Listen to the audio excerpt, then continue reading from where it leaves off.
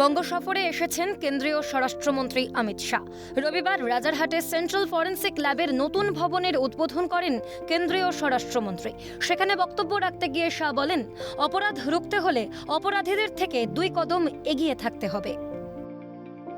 हम 21वीं सदी में जब हमारे ट्रांजैक्शन, कम्युनिकेशन, आइडेंटिटी और बेसिक डिटेल जब सब ऑनलाइन हो रहा है, एक जगह पे स्टोर हो रहा है, अपराध का स्वरूप भी इतनी ही तेजी से बदल रहा है। और ये बहुत जरूरी है कि अपराध को रोकने वाले अपराधी से 2 कदम आगे रहें।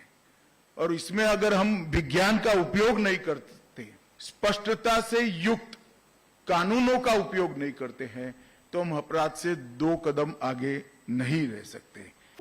নতুন ভবনে উন্নত প্রযুক্তির সুবিধে মিলবে বলেই মনে করেন অমিত শাহ। তিনি বলেছেন, পূর্ব ও উত্তর পূর্ব ভারতের জটিল মামলাগুলির সমাধানের ক্ষেত্রে সামগ্রিক দৃষ্টিভঙ্গিতে সহায়তা করবে কলকাতার এই নতুন ফরেন্সিক ল্যাব। पश्चिम बंगाल, झारखंड, बिहार, ओडिशा, असम, सिक्किम और उत्तर पूर्व के सभी राज्यों को evidence based criminal justice system develop करने में एक होलिस्टिक अप्रोच की भूमिका का निर्वहन करने में ये मदद करेगा। এই অনুষ্ঠানে আইন ব্যবস্থার সংস্কার প্রসঙ্গে কেন্দ্রীয় স্বরাষ্ট্রমন্ত্রী বলেন, দেশে সিএফএসএল এর ক্লাস্টার তৈরি করা হচ্ছে। 3-4 রাজ্যের ক্লাস্টার তৈরি করে ক্রিমিনাল জাস্টিসকে প্রমাণ ভিত্তিক তৈরি করার চেষ্টা চলছে। क्योंकि भारत सरकार ने समग्र देश के अंदर एक सीएफएसएल का जाला बुनकर 3-3, 4-4 राज्यों के क्लस्टर बनाकर वो 3-4 राज्यों के क्लस्टर की क्रिमिनल जस्टिस सिस्टम को एविडेंस बेस्ड बनाने का एक उपक्रम चालू किया है।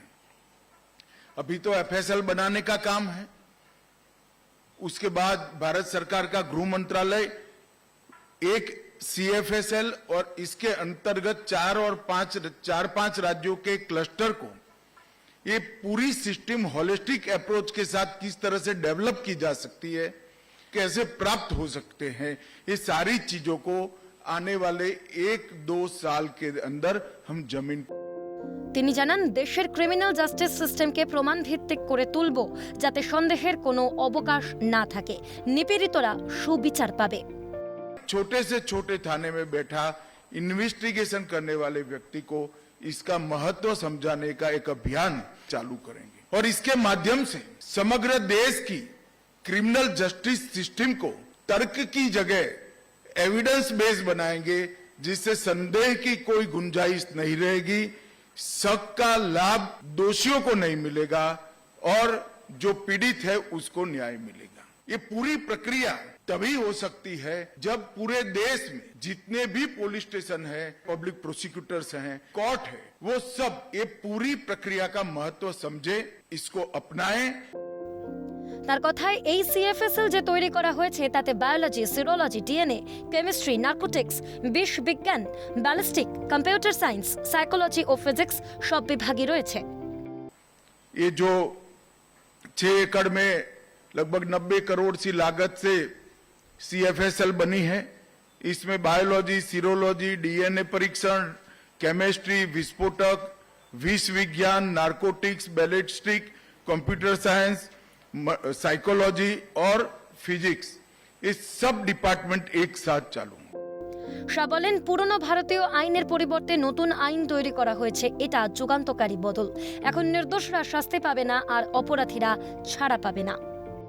न्याय संहिता, भारतीय नागरिक सुरक्षा संहिता और भारतीय साक्ष्य अधिनियम बीएनएस, बीएनएसएस और बीएसए, उसको भी जरूर जिक्र करना चाहूंगा। ये भारत के लोगों द्वारा चुनी गई संसद ने भारत के लोगों के संविधान अधिकारों की रक्षा के लिए बनाए कानून, लोगों को न्याय दिलाने की दिशा में मैं मानता हूं कि ये एक क्रांतिकारी बदलाव है।